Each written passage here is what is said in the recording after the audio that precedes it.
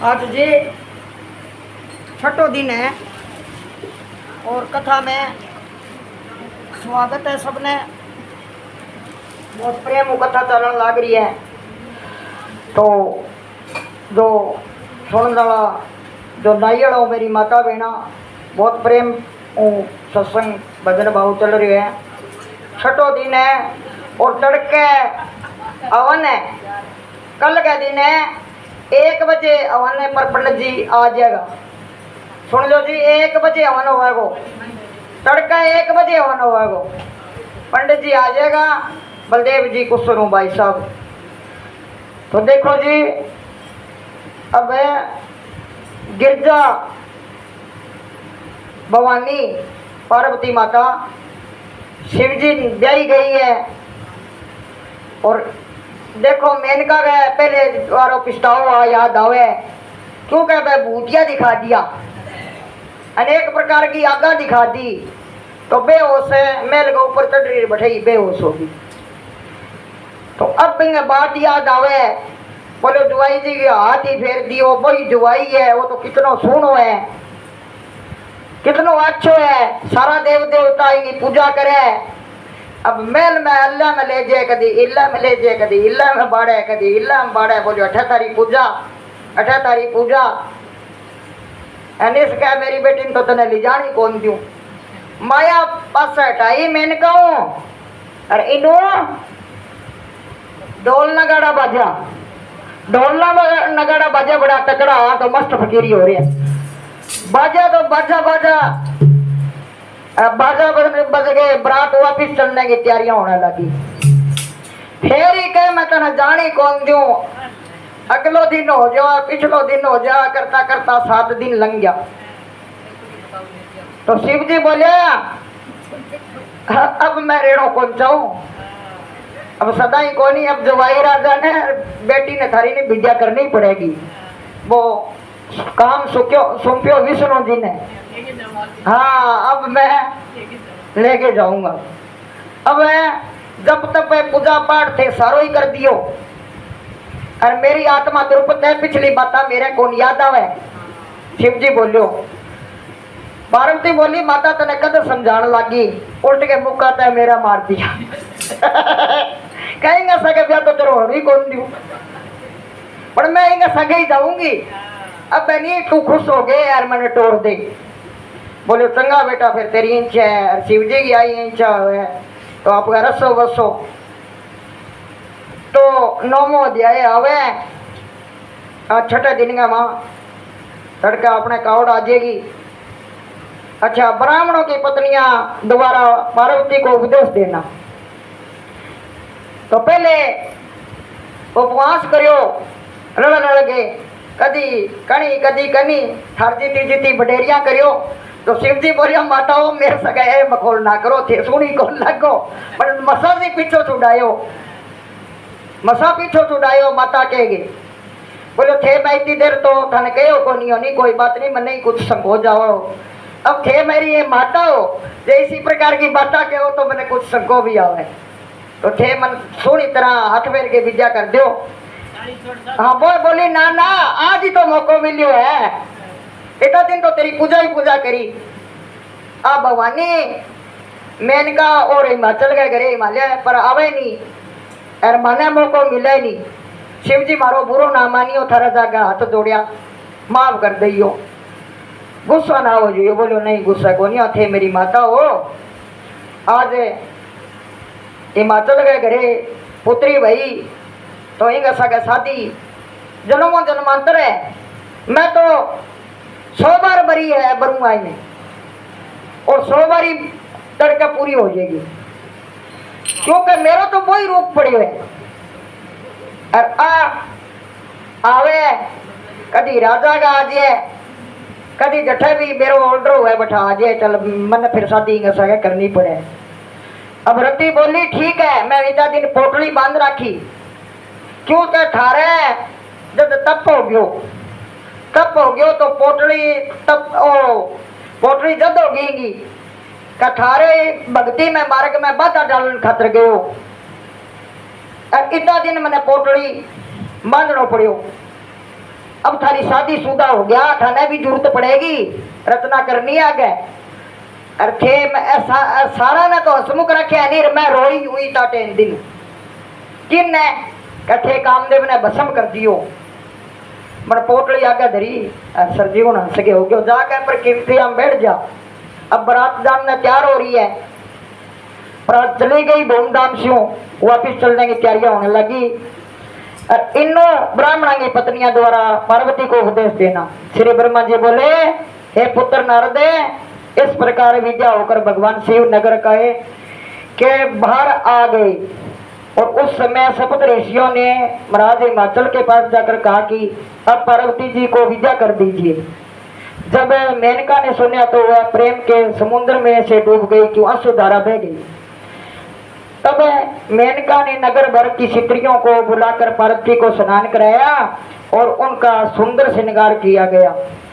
सब स्त्रियां पार्वती जी के भाग्य की प्रशंसा करने लगी, बहुत ही प्रशंसा करी। तो तब ब्राह्मण की पत्नियां ने पार्वती को आशीष वरदा देते हुए उपदेश दिया कि हे पार्वती जी, तुम दिन रात अपने पति की सेवा में मगन रहना। स्त्री के लिए अपने पति के समान कोई नहीं है। अहली के माता पिता अपनी संतान के बड़े शुभ चिंतन होते हैं, किंतु वह अपनी संतान को मुक्ति नहीं दे सकते। इस संसार में 4 वस्तुएं सुख प्रदान करने वाली है। पहला पति, दूसरा धर्म, तीसरा स्त्री और चौथा संतोष। जो संतोष ना तो फिर तीनों चीजा में बिगाड़ खनो आ जाए। संतोष है तो सारो काम सही हो जाए। संतोष ने जे लोटो भरेड़ो यार बोलो मैं खिंडा दूंगा, तो बिन खिंडा दियो तो दोबारा जल कौन मिला, चाहे 30 उम्र को करो। तो इसी प्रकार संतोष हमेशा रखना चाहिए। फिर ही पहला पति धर्म है, दूसरा धर्म है, तीसरा स्त्री और चौथा संतोष। इन चारों की परीक्षा आपती काल में होती है। वेद कहते हैं कि अपना पति चाहे मूर्ख, निर्धन, लंगड़ा, काना, वो बिचारिया, छड़िया, कठोर, दुर्त, पखंडी क्यों ना हो, तो भी स्त्री के लिए उचित है कि वह उसे भगवान श्री सदाशिव महाराज और भगवान श्री विष्णु के समान प्रसन्न रखे। पति की सेवा से ही स्त्रियां की मोक्ष की प्राप्ति होती है। जो स्त्रियां अपने पति की सेवा नहीं करती वह निसंदेह नरक भोगती हैं। अंततः स्त्रियों को सब काम छोड़कर पति की सेवा के लिए सदा तैयार रहना चाहिए। मन, कर्म और वचन, इन तीनों से पति की सेवा करना ही चाहिए। स्त्री को सबसे बड़ा धर्म है और मोक्ष का मार्ग है। वेदों में लिखे स्त्रियां 4 प्रकार की होती है, उत्तम, मध्य, निकृष्ट और अधम। उत्तम वह है जो अपने में भी प्राय पुरुष का ध्यान नहीं करती। मध्यम वह है जो प्राय पुरुष को भाई तथा पिता के समान समझती है। निकृष्ट वह है जो प्राय पुरुषों की और आकृष्ट करती रहती है। ये कितना सूना है, ये लंगड़ा है, लूला है, ये मल्ले सुंदर बहुत है, क्योंकि बहुत तरह की बातें चलती रहे, तो इसको काम नहीं करना चाहिए। निकृष्ट जो है वो करती है। 3 प्रकार का तो जैसे बताया गया और निकृष्ट है वो बताया गया है, मगर धर्म और समाज के विचार में उसकी संगत नहीं करती। ऐसी स्त्री होती है निकृष्ट जिसकी संगत नहीं करनी चाहिए, क्योंकि बुद्धि विषी आ जाती है। जैसी संगत वैसी रंगत। संग से आदमी नजर गलत होती है और उसकी बातों में बकाया अपने घर संतोष नहीं रहता। फिर इसीलिए गुरु संत भी समझाते हैं, बेटा गुरु करना, पानी पीना छान के, गुरु करना जान के। गुरु अगर जान के करो तो पहले माता पिता की सेवा, सास ससुर की और फिर पति देव की आज्ञा पर चाल गए। निमरता हूँ, अच्छा गुरु है तो बिन धारण करना चाहिए। वो भी आज्ञा है तो निश्चय रात दिन निंद्रा में बैठो, कोई फायदा को नहीं। अगर आपको घरे अगर थोड़ा सो जितनों की आपकी फुर्सत है भी तो लगाओ, ठीक है। तीर्थ वर्त जाओ तो ध्यान शुद्ध करके जाओ, मन न साफ करके जाओ, फिर तीर्थ व्रत को फालतू है। अगर घरे लड़ाई झगड़ो है तो वो फिर तीर्थ व्रत काम को क्यों, फिर भी नाम तो ये ठीक है। आपको मन साफ है तो गंगा देख लो, रविदास जी है जो कुंडी मंगा दी, क्यों वो ब्राह्मण है जो कड़ियों ले आगे छोड़ दियो, कड़ियों दियो गंगा माई रविदास से खातर, ब्राह्मण ने, ब्राह्मण चोर हो गयो, बोले आपा के देनो है, तो राजा कुदरती देख, राजा की रानी है बड़ देख लियो जब बोलो ईशो लूंगी। वो एक तो वो लिया ब्राह्मण भी अच्छा को पहला मैं आटी घोड़ा पर सामान भेजा कर, तो राजा को भेज दियो, बोलो ठीक है, एक वो आ गयो, रानी में पसंद आ गयो, ठीक है, दूसरा और ले आ दो। यह करते करते बोली 4 हो गया तो बहुत बढ़िया है मेरा। अब बोल जावे कठू वो तो रविदास बिना मिले को नहीं, मैंने पूछो गयो बोलो लिस्टो तू फांसी पर टंगेगो और तू जे अगर ओ चावे तो तू फांसी पर कौन टंगा, माने बताना पड़ा वो कठू ले। बोले जी वह तो मेरे कन तो को नहीं, और रविदास जी खातर गंगा मैया दिन दी, और मैं मन जो चोर हो गयो। हाँ मन्ने तो बड़ छाण सो रोटियां दिन दियो, केवल बस ही रोटी दिन दी, अरे बेंगा हाथ में मतलब मैं देनो कौन चाहो सकोत करियो, तो गंगा मैया एक तो लंबो हाथ काटियो, क्या वो रविदास जी चीज दी वाह, और दूसरा डुबकी लगा कर मैंने सोना को करियो ओ दिन दियो।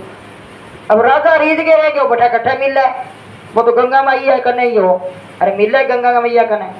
अब रविदास जी कने राजा और रानी दोनों गया, बोलो जी आप कने कड़िया बतावे, बोलो कोई बात नहीं बैठो बैठो,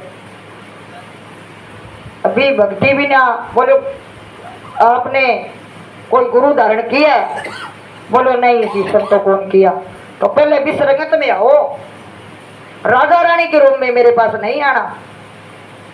बोले तो गुरुजी क्या करना है, हाँ अब गुरुजी के अनुसार हूँ, बन मारियो खाल को राखी चौखी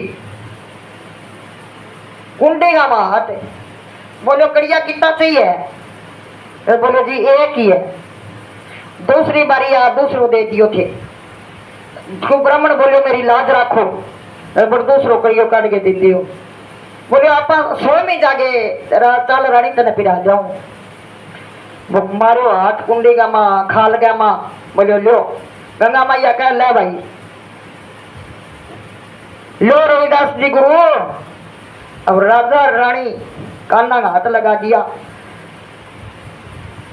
अब वह चर्चा रह के पैरिया बन, तो फिर बोलो गुरुजी एक भक्ति को दान दे दो, चर्चा तो मैं पैर लिया है अपन, अब भक्ति को दान दो, अतः थारा आती तो पारस है, तो गुरुओं की तो कला अनोखी है, जो गुरु है तो बोलो जय गुरुदेव तेरे सुने, बोलो रामनारायण गुरुदेव की जय, बोलो शिव भगवान की जय।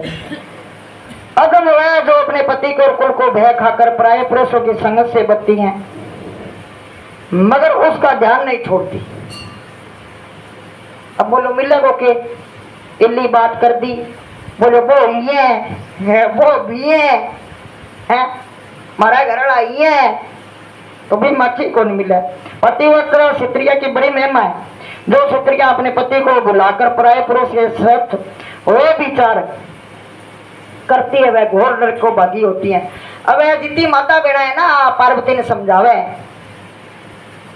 क्या शिव जी को ध्यान जो करनो है, वो बेटा हमारी बुराई ना करा दी, क्यों बन खंड में इतना रहना पड़ेगा, पर खुद भवानी बहु मैं तो कुछ ही को नहीं, खुद भवानी तो भी वे माता बेड़ा बिन अच्छी समझ गई, तो वे घोर नरक को भागी होती हैं, अनेक दुख भोगती हैं। ऐसी क्षत्रिया केवल एक क्षण के आनंद के लिए युगों तक नरक में पड़कर दुख भोगती रहती हैं।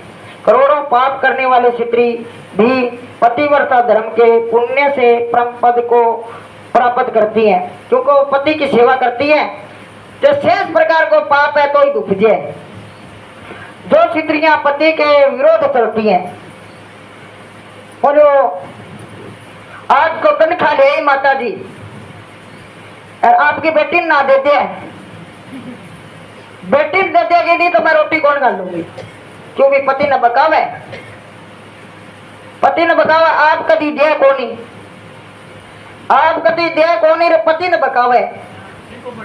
हाँ फिर वो बढ़के बोलो ते जमीन ते अभी यहाँ बेरो कोनी ते तो दाम रखी है तेर लो डंगी तेर लो ये तो ओसी।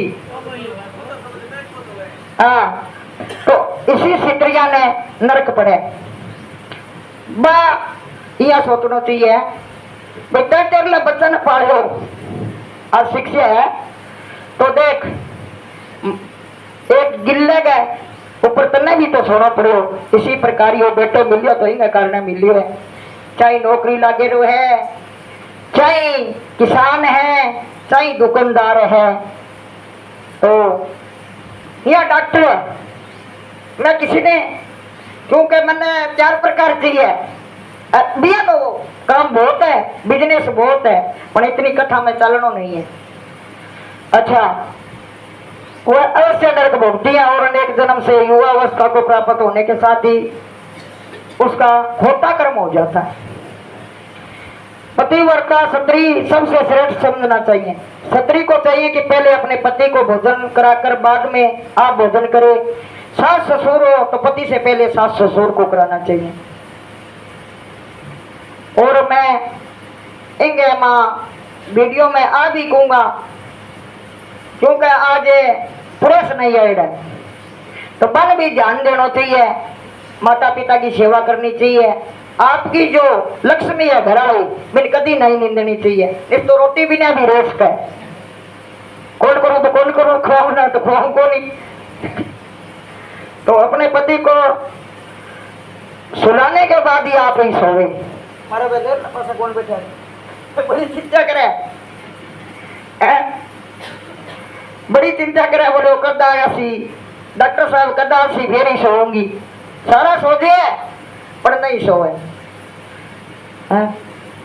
इन्हें मन लगा 2 डॉक्टर नहीं बैठी आज, तो अब ही जरूरी है आप बेटे किसी अवस्था में पति पर क्रोध न करें। अपने मुख के कभी भी पति का आप तो साथ का नाम ले, पर तू नाम लेने में कोई क्यों आज इम्बा लेनो पड़े ये समझे को नहीं है, खुल गए लिया। हाँ तो लोग और रखा नहीं फिर कह आगे की सित्रियां ही नहीं आपके पति को नाम कौन लिया करती। आज तो क्या बोलो आओ डॉक्टर साहब जी, आओ डॉक्टर साहब जी, आओ वाला जी। हाँ ये चलता है नहीं डॉक्टर साहब जी के नाम तो कोई ऐब नहीं है। हाँ लो अगर सतपाल के दे सीधो तो फिर बात ठीक गलत बात है। हाँ तो नहीं इतना तो आजकल पता भी है इसी बात तो मैं इतनी बुराई तो कौन देवानी। अच्छा पति के बुलाने पर फौरन ही उसके पास जाकर उनकी आज्ञा का पालन करे। हे पार्वती, हे गिरजा, ये विचार आपने रखना चाहिए। पति के आदेश अनुसार अपने घर का प्रबंध करे, बिना पति की आज्ञा के किसी को कोई चीज नहीं दे। अरे भाई देनी पड़ जाए, अब मेरे को वो संत है तो उड़ जाए तो देनी पड़ जाएगी, पर सोच समझ के देनी पड़े, पाछी आवे कि ना आवे। तो किस नाच गाने की सभा में जावे तो पति की आज्ञा सही करे। अच्छा जब तक ऋतु स्नान न कर ले तब तक पति से कोई बात न करे। तो प्रतिदिन स्नान के पश्चात पति का दर्शन करे और पति की दीर्घायु के लिए सूर्य भगवान को अर्घ दे। बिना पति की आज्ञा किसी जगह पर न जावे, सदा वह काम करे जिससे पति प्रसन्नता हो। या लिमियो लेना चाहिए। बोलो थोड़ा सो जानो है महात्मा जी कने जाइयो के वो यही कैसी जा जाइए, अच्छी अकल देसी कोई बड़ी बात है नहीं है? तो सुख और दुख में पति में एक जैसा प्रेम रखे। तो पार्वती जी ने बड़ा समझावा घर में किसी वस्तु की कमी होने पर पति स्पष्ट रूप से न कहे। क्यों जिसी प्रकार एक आपा भागवत में पहले भी समझाए भी, कोई मेहमान आ गया तो घरे रोटी को स्वाद को नहीं हो तो चूड़ी पहन रखी आटांगा माँ चूड़ी काट दी क्या मेरी पति की बेटी ना हो जाए, फिर वो कोई माँ मुसल मारूंगा तो 12 सुन जाएगो मतलब आपकी चूड़ी करके चूड़ी काट गए और एक पासे टांग दी, एक पासे टांग गए और बोली अब खड़को कौन सुने बारे। इन पति देव जी आ गया, बोले बावली यार तेरी चूड़ी बोले चूड़ी के तेरे काम खतरी मैं काटी है थे तो कह दियो रोटी बना दे घरे आटो को नहीं के करूं बनाऊं क्या नहीं। और अब बहनी आलो मार सो प्रयत्न थे करो इतना मन चूड़ी पेरी जाएगी। अब मैं आटो गूंद ली रोटी दबा दब बनाती हूँ तब बन 4 आदमी आ गया बन जी माया 12 कौन जान पड़े हुए तो आधा घटे मिशा। अच्छा घर पति से स्पष्ट रूप से न कहे बल्कि कोई ऐसी विधि बनाए जिसे आप ही जान जाए। यदि तीर्थ यात्रा करने का उत्साह है तो पति के चरणों को धोकर उस चरणामृत को पी जावे, क्योंकि पति का चरणामृत भगवान सदाशिव जी महाराज और भगवान श्री विष्णु चरणामृत से भी उत्तम बताया है। जो स्त्रियां अपने पति की आज्ञा के विरोध व्रत आदि का पालन करती है वह अपने पति की आयु को कम करती है। स्त्री को उचित ही ऊंचे स्थान पर न बैठे। जो स्त्री अपने पति पर क्रोध पर उल्टा उत्तर देती है वह दूसरे जन्म में गिदड़ी बनती है। पार्वती ने सारी बात समझावे भैया थोड़ी सी डर रह जे क्यों जटा बखेर ली वह भूतिया जो दिखा दिया तो फिर रस्तो आप देख लेंगे वो सारो सिस्टम है शिव जी को। अच्छा जिस औरत ने क्रोध करने से पति की मृत्यु होती है वह अगले जन्म में शेरनी होती है। जो औरत पति से छिपाकर मिठाई आदि खाती है वह दूसरे जन्म में मेंढकी होने की प्राप्त होती है। जो औरत अपने पति को त्याग कर अन्य पुरुष को काम दृष्टि से देखती है वह अगले जन्म से काणी तथा क्रोध होती है। पत्नियों को चाहिए कि सास ससुर जेठ जेठानी के आदि बड़े को आदर करे, ऊंचा न बोले। बाहर से आए हुए पति का आदर पूर्वक चरण को मस्तक लगाए। हे पार्वती जी इस प्रकार पतिव्रत नारियों को लोगों को पवित्र कर देती हैं।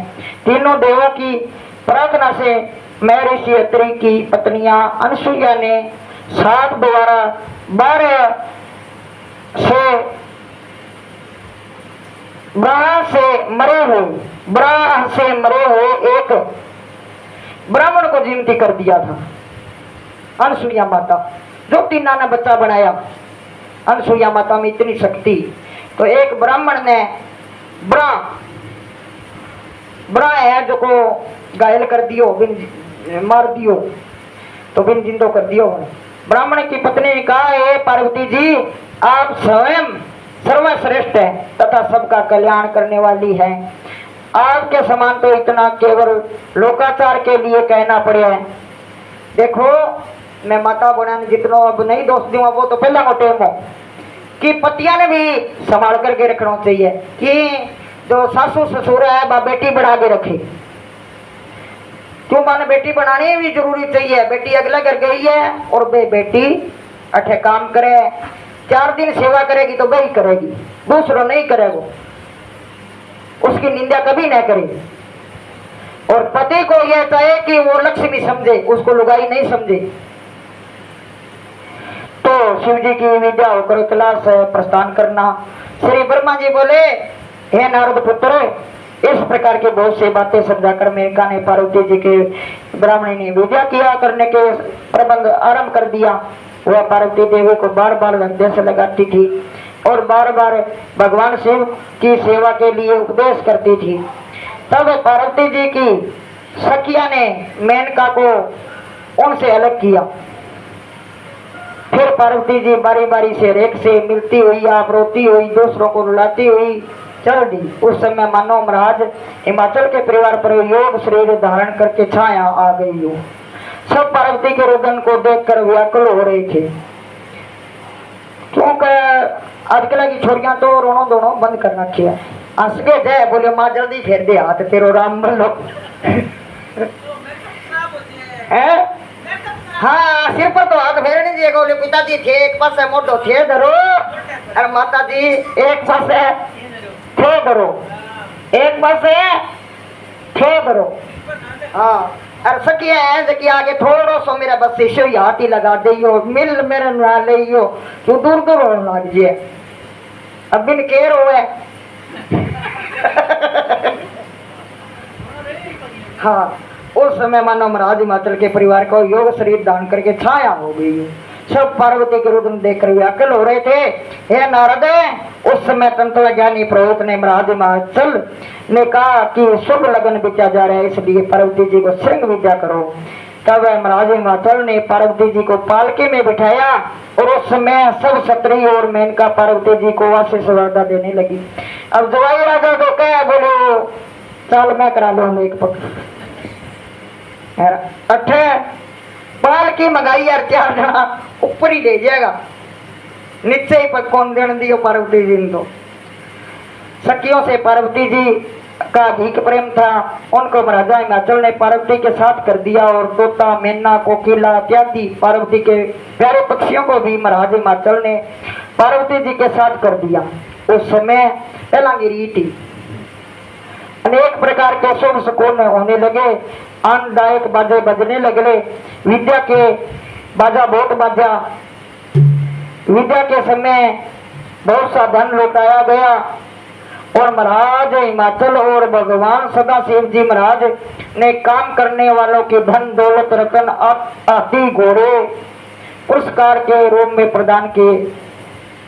हे नारद, जिस समय बारात चलने लगी उस समय महाराज हिमाचल ने अपने पुत्रों के सहित भगवान शिव के पास जाकर उनसे प्रार्थना की, हे प्रभु, आपकी कृपा से मुझे तीनों लोकों में कीर्ति प्राप्त हुई है, तो आज भी आपा भी कीर्ति करा, आप मेरे समस्त दोष क्षमा कर दे।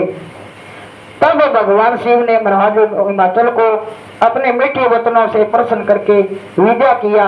उस समय विद्याचल ने महाराज हिमाचल से कहा, भगवान शिव से संबंध करके हम सब श्रेष्ठ हो गए हैं, अब श्रेष्ठ हो गया मैं। इसके बचाए तो भगवान शिव पार्वती तथा बरातियों सहित कैलाश के लिए रवाना हो गए और बाजा और गाजा बजने लगे। 11वें अध्याय में आता है, शिव जी को अपने महल में आना। श्री ब्रह्मा जी बोले, हे नारद, भगवान शिव के अपने महल में प्रवेश करने के पश्चात क्षत्रिया ने जमा होकर भगवान शिव की आरती उतारी। उस समय देवतागण नृत्य व गान करने लगे, आकाश से में पुष्प वर्षा होने लगी। सब देवताओं को ऐसा आनंद प्राप्त हुआ जैसे कि अंधे को आंखें मिली हो। हम ब्रह्मा जी कहते हैं, हम सब ने भगवान शिव को स्तुति की। लोक रीति के अनुसार भगवान शिव ने विष्णु आदि सभी बरातियों को अत्यंत स्वादिष्ट भोजन करवाया। हम सब लोग कई दिन तक कैलाश पर रहे। इसके पश्चात भगवान श्री सदाशिव जी से विद्या मांगकर हम गए। उस समय भगवान शिव ने मुझसे विष्णु जी से कहा, ब्रह्मा जी से विष्णु जी से कहा, ए ब्रह्मा व विष्णु, तुमसे अधिक प्रिय हमें कोई नहीं है। तुम्हारे कहने से ही हमने पार्वती से विवाह किया है। अब तुम लोग अपने लोक को लौट जाओ, तुम्हारे सकल मनोरथ पूर्ण हो गए। यह कहकर श्री सदाशिव जी महाराज चुप हो गए। तब मैं और भगवान श्री विष्णु भगवान शिव की जय जयकार करते हुए अपने लोक को लौट गए। ब्रह्मा जी अपने लोक को गए, विष्णु अपने जगत के लोक को गए, सभी देव देवता अपने अपने लोक को गए। हे नारद, ये है भगवान शिव के विवाह की कथा, जो इसको पढ़ता हुआ सुनाता हुआ सब पापों से छूट जाता है और मोक्ष पद को प्राप्त करता है। ये कथा सब कामनाओं को फल देने वाली है। बोलो हर हर महादेव, बोलो शिव पार्वती माता की जय। जय गुरुदेव तेरी शरण, राम नारायण गुरु जी की जय, शिव भगवान की जय। जो भजन गाओ जी, भजन सुनो।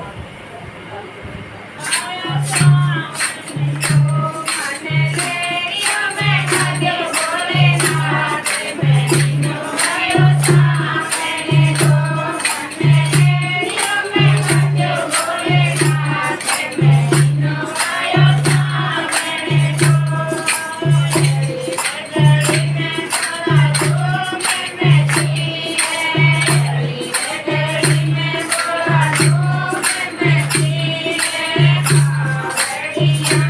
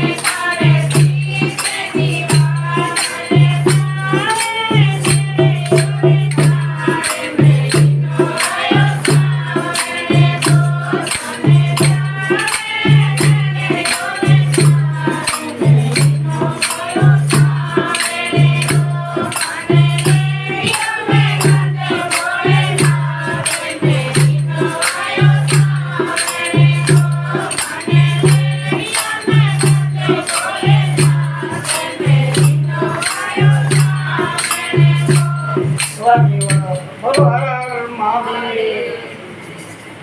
बोलो शिव पार्वती माता की जय। बोलो गणेश गजानन की जय। बोलो हनुमत वीर बजरंगबली की जय। बोलो रामनारायण गुरुदेव की जय। हाँ भजन करो एक बारी।